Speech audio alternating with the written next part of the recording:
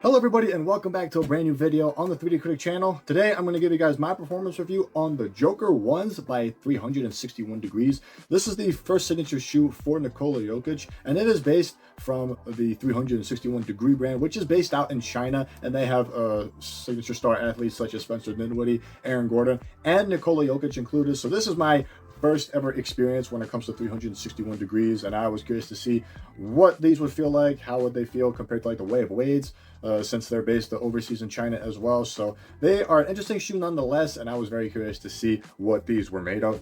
Firstly, when it comes to the price, they're retailing for $130 right now over at Shields, which was where I got them from. So if you guys are interested in buying yourself a pair of these, I will leave a link in the description box below.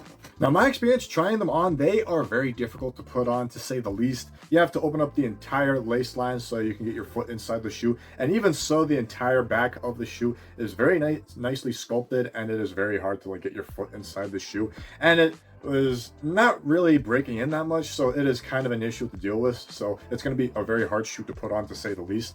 As far as sizing goes, it is actually pretty good overall when it comes to the length and the width of the shoe. With the width, there's a little bit of wiggle room. However, the length is just right, and it buds up directly into the front of the shoe. So as far as sizing goes, I would go true to size. For narrow footers, you should probably be fine going true to size. Maybe go down to half size to get like a more performance one-to-one fit. For wide footers, you should be fine going true to size. And if it's not wide enough, I'll probably go up half a size as well. So in terms of the fit for me, I will go true to size, and you should be good to go. Now for the traction pattern itself, you are going to get a full-length rubber outsole with this very artistic storytelling traction pattern that you get here in the forefoot, which slims down into the midfoot and it expands further into the heel area as well. And as far as grip is concerned, they are extremely grippy on a clean court, and I had very little time to break them in.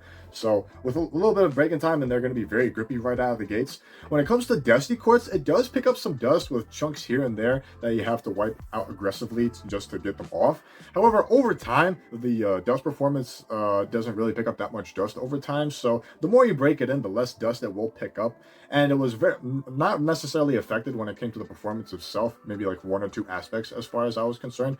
For lateral movements, it was fine. I had no issues with it. They were very quick and very violent going side to side, so I didn't have any issues there, any sliding whatsoever. For vertical movements, the hard stops are very violent as well, and you get really responsive, quick push-ups on your first step. However, when dust picks up, it does slide a little bit under you, so that was like the only issue I had. You do slide a little bit on your first step, but as long as you're on a clean court, they are lightning fast, and aside from that, I had zero issues with it when it came to that. For durability, it is really good. You are getting some fraying in the high wear areas, and you're going to get a little bit of wear when it comes to the top of the traction setup on the very top of the toe box. But aside from that, it is fine, and the grooves themselves, they are somewhat soft, so I would be cautious to play in these outdoors because of the grooves themselves being a little pliable. But the grooves themselves are on the thick side of things, so you should have a reasonable amount of time if you play in these outdoors. But if you want to get the best out of these, I would play in these indoors on a clean court, and you're going to be fine. With a little bit of dust, it should be fine as well.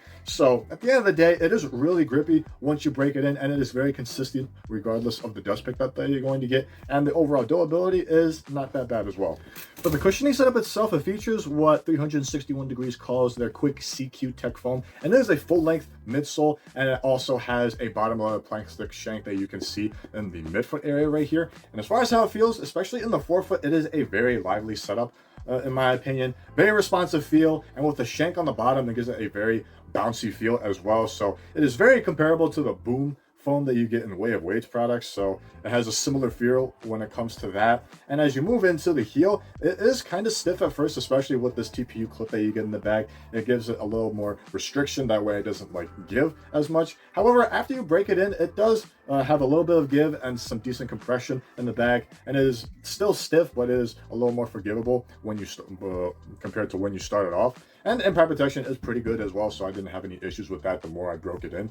Fluidity, they feel smooth. However, they do feel a little clunky at first, especially with the clip that I said about earlier. It has a little clunky feel in the back. However, with a little bit of breaking time, it actually feels a little bit more forgivable, and the overall heel to toe transitions at the end of the day felt very smooth with a snappy feel, like I said earlier, because it is a very contained midsole, and with the shank, it gives it a snappy feel, so you're able to go up and down the court very fast in these, mind you. So it is a very fast shoe at the end of the day, with smooth heel to toe transitions after you break it in, and a lively responsive feel at the end of the day, with a little bit more of like a firm setup compared to the Boom midsole, in my opinion, with Way of Weights. So it is a stiffer setup as far as comparing the two, and it is very close as far as how lively it feels on foot and how bouncy it feels as well.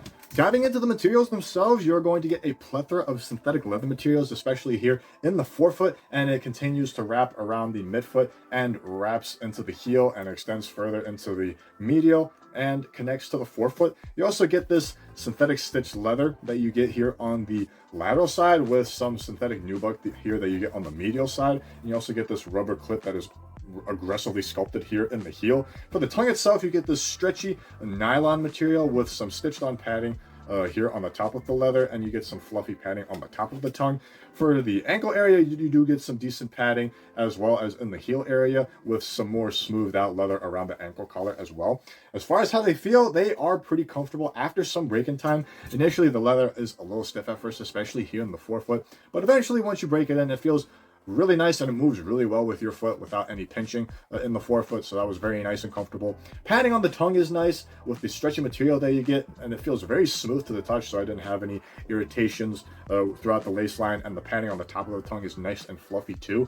The padding feels really nice around the ankle and in the heel as well. However, it is aggressively sculpted with the rubber heel counter that you get in the back, and after a while it will start to chafe in the heel, especially on the bottom of your foot, so you will experience some discomfort over time. For long periods of time, if you don't wear them for that long, you won't have any issues with that. You're just going to have some nice padding around the ankle and heel to give you some nice comfort at the end of the day. But aside from that, they're comfortable with a little bit of breaking time nonetheless.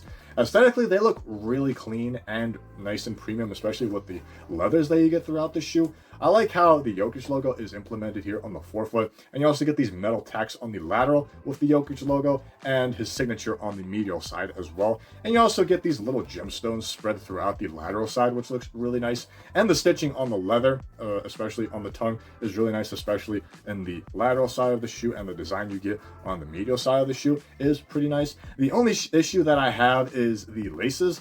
They are very hard to adjust, and they stick throughout the lace line, which was pretty annoying. So that was like the only gripe that I had.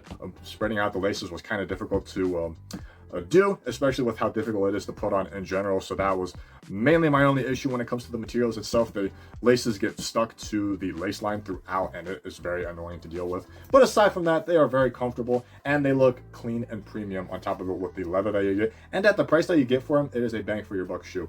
For the lockdown itself, to put it plainly, you are basically clamped the moment you get your foot inside the shoe. Once you get your foot inside the shoe, firstly, in the forefoot, you get a really nice fit with very little sliding when it comes to lateral movements, but when it comes to vertical movements, you basically just clamped into place, and you don't experience any sliding at that point for vertical movements.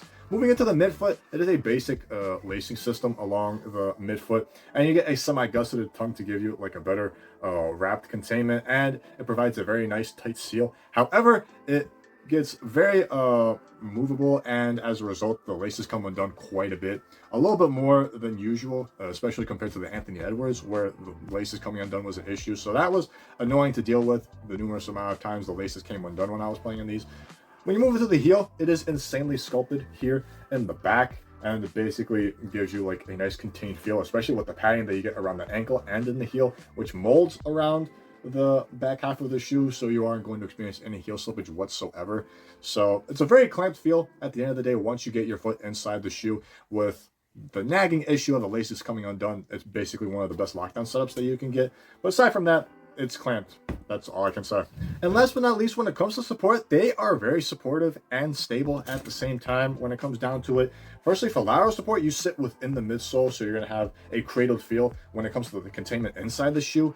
And the outside, you do get this sloped bulge from the midsole itself here in the forefoot, with a little bit of containment from the leather itself. But that's about it when it comes to the forefoot section, and it continues into the midfoot with the leather, basically the main containment in the midfoot. And as you move into the back, you get a sculpted plastic heel counter along with an internal heel counter to give it a very nice contained feel on the top of the ankle. And you also get this TPU clip on the bottom to keep the bottom of the shoe nice and stable when it comes to lateral movement. So it is a very supportive shoe when it comes to lateral movements at the end of the day. For the torsion, it is very balanced and very rigid where it needs to be. The shank in the midfoot keeps it nice and stable, and you do get some really nice flexibility here in the forefoot where you need it the most. The base of the shoe is nice and flat, and it is decently wide, with the back half of the outsole being very planted to the floor with the TPU clip that you get here on the midsole itself. So it provides you a very nice stable platform to land on,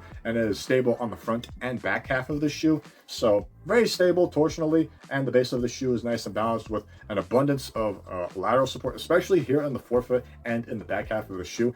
In the midfoot, it is lacking a little bit, but as long as you handle the forefoot and the heel, it is very supportive at the end of the day. So to sum it up for you guys, this is quite possibly one of the best shoes of the year in my opinion, and it is comparable to the Way of Wades in my opinion. Basically gives them a run for their money. If I were to compare it to the Way of Wades, when it comes to their line, it will probably be a hardcore version to the All City 13s in my opinion. Especially with the cushioning, it feels very lively in the 13s, but it feels more airy and more light compared to this, where this just feels a little more hardcore.